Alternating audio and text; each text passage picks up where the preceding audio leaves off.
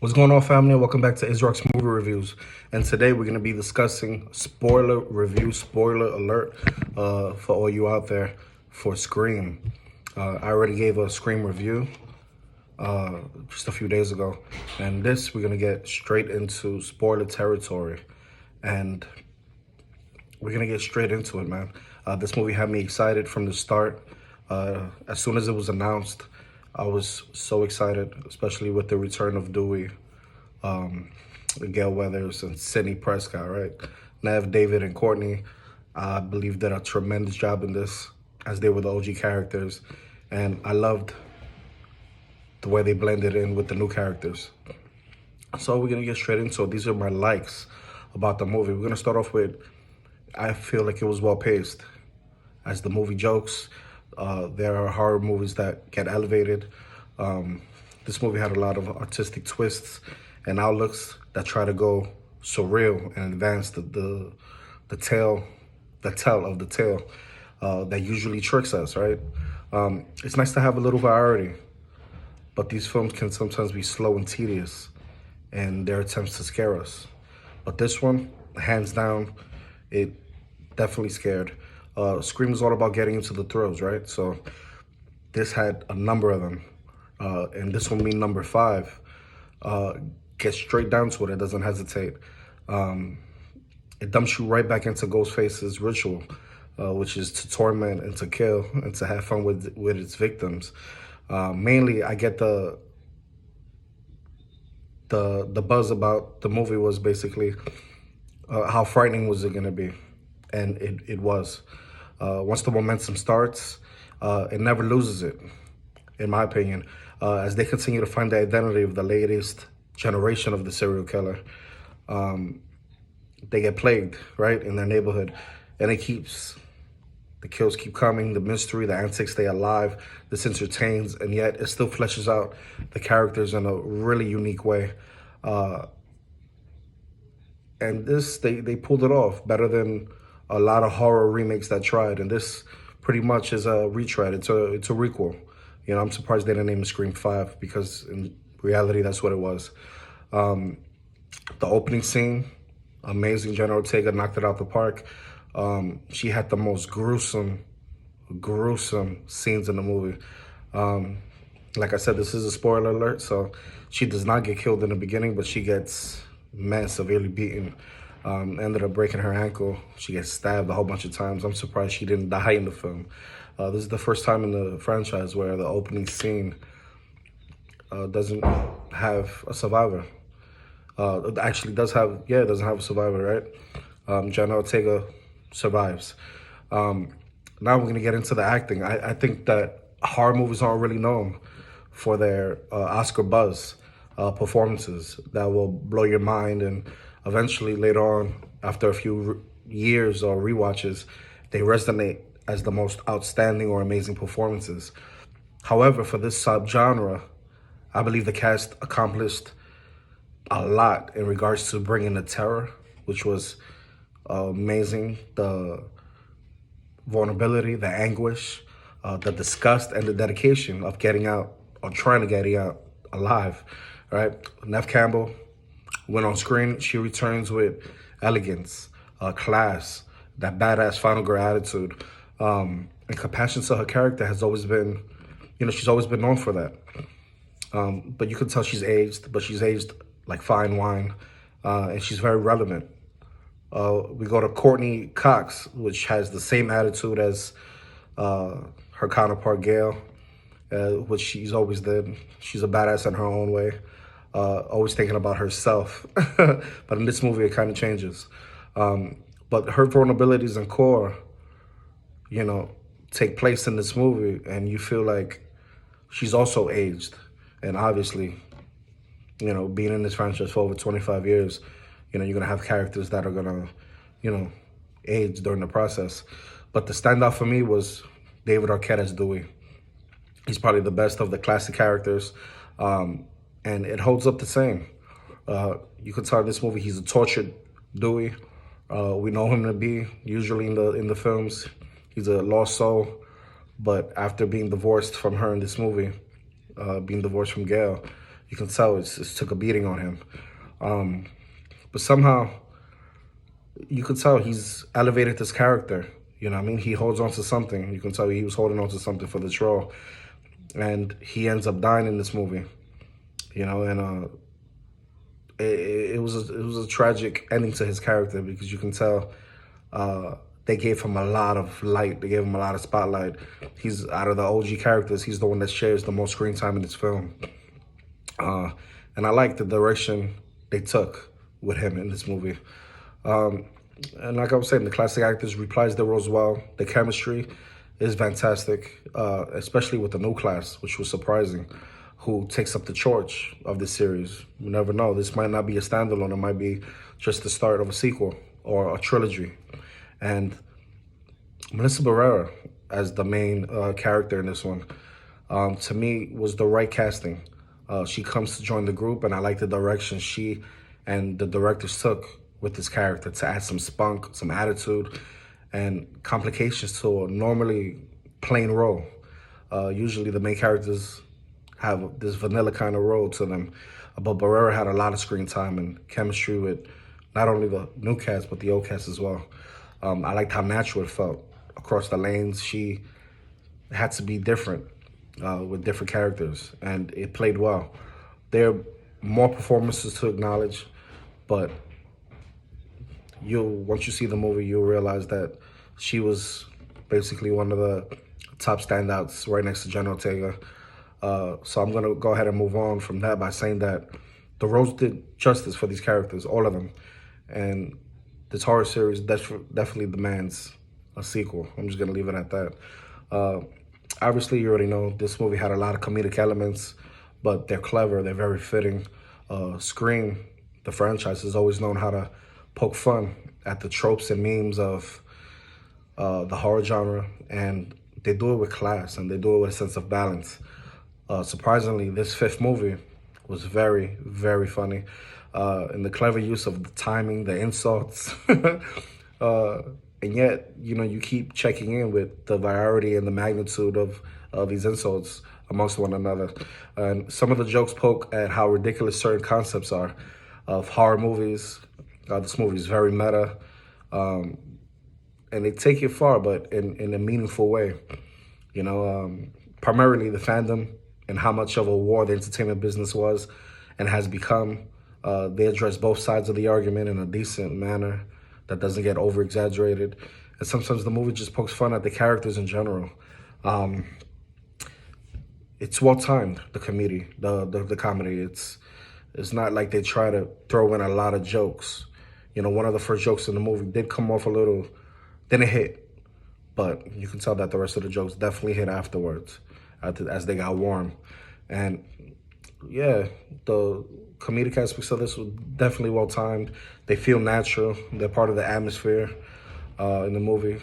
It's a shining tribute to understanding the series, and impressive to have this balance given to the potential to go this far these days in movies. The kills, I believe the kills are on a whole nother level. The kills are exactly the type you expect from this movie series. I give it to Radio Silence, the directors of this film. They really pay tribute to Wes and Kevin Williams's direction and sense of story, and keeping Ghostface's exploitations as scary and as familiar as ever, in my opinion. Ghostface is very brutal. He has this brooding attitude about him or her, right? And again, it's respect to the series. But managing to alter it and helping add some refreshingly different kind of strategies to the master serial killer legacy in this, definitely held within the spirit of the movie. What this movie to me accomplishes so well is somehow managing to bring up some of the stakes. The stakes are very high in this movie, and they add a lot of value, and they make you care about the victims. There's two characters in the movie that they're twins, and spoiler alert, they both survive.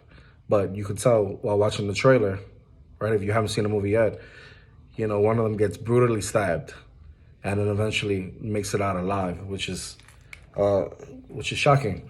But you can tell that they're related to Randy, especially with the last name, and they make mention to it.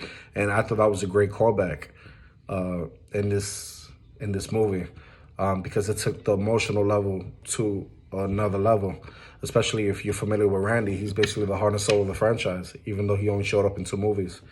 Well, he showed up in the 3 movies, but in the 3rd movie, he showed up in a video, right? And to me, that's a big victory in my book. And having the purpose to freshen up the usual jump scare, horror tricks accomplishes the fresh paint on the classic that they were trying to achieve in this. They get really, really close. The balance between old and new, to me, this day and age is all about the artists and fans struggling to find agreement to making a franchise or movie work. And they find ground. They find ground. I was really shocked. I was very impressed with that. Scream, outside of joking about it a lot, managed to actually find the balance, and they get past the rules, the tropes, and that the movie franchise has held dear so long, right? They acknowledge and check every box by letting the movie take over your mind and undermine the movie that we come to see. They let you think a little, they let you have fun with it, and they let you experience something that you came to the movie for. To me, it was a beautiful marriage of 2 worlds, and it kept the theme and the fun, the horror, entertaining. And the entertainment nowadays is hard, man, especially now with COVID and all this stuff. There's limited venues to go to. And I'm just so excited this movie came out at this time. And those were a lot of the positives about the film. But now I'm getting to my negatives. So, if you don't want to hear about the negatives, man, you could go and exit the video. You can go and check my past review on this movie. Very, very positive. But I'm gonna keep it real with you in this review because as much as I liked the movie, at the end of the day, I'm here to criticize it, right? So to me, the dislikes were the dialogue at times, even though they were clever insults. There's good dialogue about the nature of the world today and the story. However, there are some times where the dialogue is kind of stupid, honestly. It's a little lazy. It's a bit too aggressive for the jokes they're trying to achieve. If you know my reviews, the use of the F word doesn't come often, you know.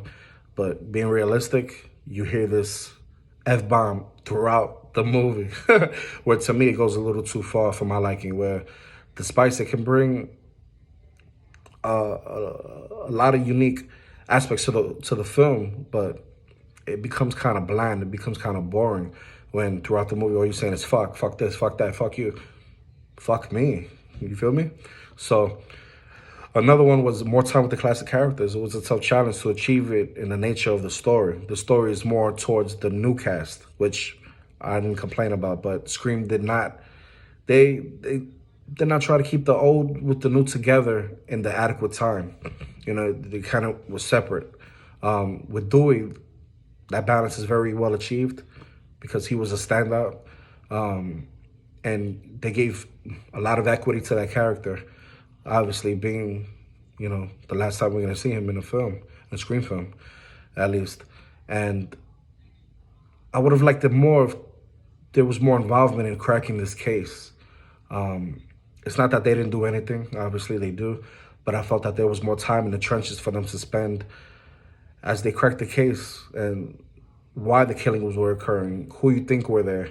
You know, there's a time in the film where all the friends are pointing fingers at each other. I thought that was a little hilarious. I was like, really? Like, we're talking about a killing. We're talking about murders, and you guys are pointing fingers? You know, sometimes you got to be realistic. Even though it's a movie, it's entertaining, but sometimes you want some realism in the movie. And the ending, to me, it felt a bit rushed. It was a little imbalanced. Although it was chaotic, it was great. Scream has always had its kind of limitations for me, even though I'm a huge fan of the series. Outside the first one, where they seem to rush the ending, is they try to eliminate characters and keep the reveal for you a bit longer. But in this movie, within the first 15 minutes, I knew who the killer was. There was 2 killers in this movie, Rich and I forget her name right now, but it's just I was a little disappointed that she was actually one of the killers. But the same thing happened in this film. I kind of felt like the characters were too smart to do certain things that they did, and eventually get murdered for doing so, right? There's tough kids with strength to throw the killers for a loop, and sometimes they don't. You know, they're typical bait. And even the main girl sometimes, Melissa Barrera, has some issues, and I felt there was more balance to that character. But in the end, they merely brought back into play and left a possible curtain to the next movie, which is fine because we do want a sequel. We do want other movies. We want Scream to succeed, especially now, right? In the 2020 era. The blood of the kills reminded me of the 90s. The kills in this movie, although great, they were a bit cheesy. The tone was a little lighter, and though this movie was rated R, I feel like this was a little more vicious than the first three, but it's, to me, on par with the fourth movie. Scream's fifth installment, this one, is gory. It's a gory mess. The cameras didn't impress me much. They do not pan in a certain way that filter or soften the blow of the death by any means. This slash is supposed to be vicious. I understand that. And it's happy to give you that full frontal display, especially when they kill Dewey in the hospital. You see when Ghostface stands over, and you see it in the trailer, and he's like, "It's been an honor. It's been an honor." I thought that scene had me fucking hyped. And look, I'm over here saying fucking. But I'll admit, there were times where I was a little grossed out. I'm not gonna lie. And I love Carnage Candy, man. But there was a scene with Dylan Monette's character where they really took it to a whole new level. But you know, there were great moments in this, man. To me, my final thoughts about the movie, which you already know if you saw my last review, I gave this 9 out of 10, and I'm gonna keep that rating. Scream accomplished much better results than why I originally anticipated in the reintroduction of the series. It had me excited, especially for future movies. If these directors, Radio Silence, come back and continue to explore these avenues that they opened, I'm all in. This movie was emotional, surprisingly, but never deviating from the Scream formula that made the series the signature slasher that it was. This paid a lot of homage and a lot of respect to Wes Craven and his genius. And also the comedy was very funny. It was very balanced, utilizing multiple styles, a lot of material to poke fun at. Sometimes it goes too over the top, but throughout the movie it stays balanced. But again, never the point. The offsetting, the entertaining, the pace, the themes of the movie were integral parts that made me smile throughout the whole movie. Sure, it's predictable at times, and the characters need a little more time and integration, primarily, especially with the old. But it does have a surprisingly balance that was fun to see from beginning to end. They accomplished the goal, and that was to bring fans to a standstill with the ending, you know? Where the movie does have some limitations is some of the forced writing. Bit of it, to me, was a little imbalanced. The rushed ending, like we spoke about, and of course, the kills, they were a little tamered, in my opinion. Just that one scene in the bathroom, that shit was crazy. And overall, this movie gets the 9 out of 10, especially for the slasher genre. It's definitely worth the trip to the theater, if it's possible for you guys. And if not, definitely check it out once it comes out on TV. Hopefully the momentum will be carried further into the future installments. This was a great start to the modern era of Scream. So definitely go check it out. Hopefully you enjoyed this review. And if you like this video, hit that like button, hit that notification bell. And if you want more content from me for the future, subscribe.